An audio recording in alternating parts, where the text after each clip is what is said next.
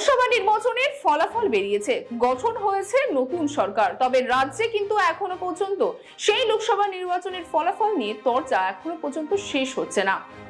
বলতে পারেন যে লোকসভা নির্বাচনের ফলাফল অনুযায়ী রাজ্যের শহর এলাকাগুলিতে অর্থাৎ পৌরসভাগুলিতে তৃণমূল কংগ্রেসের থেকে অনেকটাই এগিয়ে রয়েছে বিজেপি। তৃণমূল কংগ্রেস এবং বিজেপির মধ্যে কিন্তু অনেকটাই ব্যবধান দেখা যাচ্ছে। মূলত বলতে পারেন রাজ্যে 121টি যে পৌরসভা রয়েছে সেই 121টি পৌরসভার মধ্যে 69টিতে কিন্তু থাবা বসিয়েছে বিজেপি, অন্যদিকে 51টি রয়েছে তৃণমূল কংগ্রেসের আয়ত্তে এবং বাকি যে দুটি পৌরসভা রয়েছে ধুবুলিয়া এবং বহরমপুর, সেই দুটি পৌরসভা কিন্তু রয়েছে কংগ্রেসের আয়ত্তে। কিন্তু কিভাবে এই ফলাফল, কারণ আমরা জানি যে রাজ্যে গ্রাম এলাকায় কিন্তু আধিপত্য বসিয়েছে তৃণমূল কংগ্রেস, তবে শহরে কেন এমন ফলাফল হলো তৃণমূল কংগ্রেসের, সেই বিষয়ে আপনাদের জানাবো। আমরা জানি যে লোকসভা নির্বাচনের প্রাক্কালে কিন্তু সমগ্র রাজ্য জুড়ে একটি শাসক বিরোধী অর্থাৎ তৃণমূল কংগ্রেস বিরোধী একটি হাওয়া বইছিল। মনে করা হচ্ছিল যে এই যে নিয়োগ দুর্নীতি থেকে শুরু করে রেশন বন্টন দুর্নীতি ইত্যাদি দুর্নীতির ফলে রাজনৈতিক মহলে অনেকেই মনে করছিলেন যে এর প্রভাব লোকসভা নির্বাচনের উপর কতটা পড়বে। তবে লোকসভা নির্বাচনের ফলাফলে দেখা যায় যে তেমন একটি প্রভাব কিন্তু ফেলতে পারেনি, অর্থাৎ অনেকটি বেশি আসনে এগিয়েছিল তৃণমূল কংগ্রেস। তবে গ্রাম্য এলাকায় কোনো প্রভাব না ফেললেও শহর এলাকায় কিন্তু একটু বিশ্লেষণ করলে দেখা যাচ্ছে অনেকটাই বেশি প্রভাব ফেলেছে, অর্থাৎ শহর এলাকায় কিন্তু তৃণমূল কংগ্রেসের থেকে বেশি এগিয়ে রয়েছে বিজেপি। কিন্তু কি কারণে?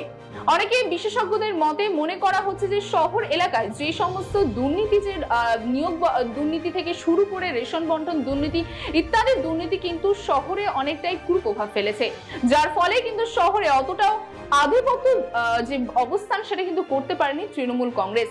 তবে অন্য দিক থেকে আবার মনে করা হচ্ছে যে বিভিন্ন যে সমস্ত প্রকল্প রয়েছে, কন্যাশ্রী প্রকল্প, লক্ষ্মীর ভান্ডার থেকে শুরু করে বিভিন্ন জনকল্যাণমূলক প্রকল্পগুলি গ্রাম্য এলাকায় যেভাবে তৃণমূল কংগ্রেসের হাতিয়ার হয়ে দাঁড়িয়েছিল এই লোকসভা নির্বাচনে, কিন্তু সেই বিষয়টি কিন্তু শহরে এলাকা অর্থাৎ পৌরসভাগুলিতে দেখা যায়নি। অর্থাৎ পৌরসভাগুলিতে কিন্তু এই প্রকল্পগুলির কোনো রকম কোনো প্রভাব ছিল না।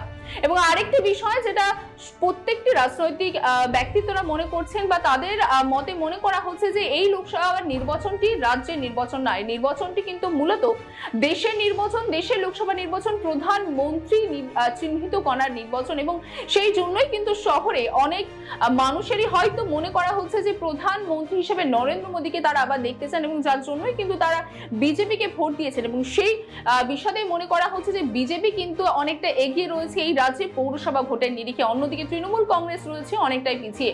সামনেই রয়েছে বিধানসভা ভোট এবং এই বিধানসভা ভোটের আগে তৃণমূল কংগ্রেসের পৌরসভাগুলিতে এত পিছিয়ে থাকা অনেকটাই কিন্তু তাদের কাছে বিষাদীয়। তবে এখন দেখার বিষয় যে বিধানসভা ভোটে যেভাবে তৃণমূল কংগ্রেস এগিয়ে রয়েছে এবং তার পাশাপাশি এই লোকসভা নির্বাচনের ফলাফলে দেখা যায় যে বিজেপিও কিন্তু খানিকটা এগিয়ে রয়েছে বিধানসভায় গতবারের তুলনায়। তার পাশাপাশি দেখা যাচ্ছে পৌরসভা ভোটে কিন্তু অনেকটাই তৃণমূল কংগ্রেসের থেকে বেশি এগিয়ে রয়েছে, অর্থাৎ 50% ভোট কিন্তু পৌরসভাতে বিজেপিরই রয়েছে।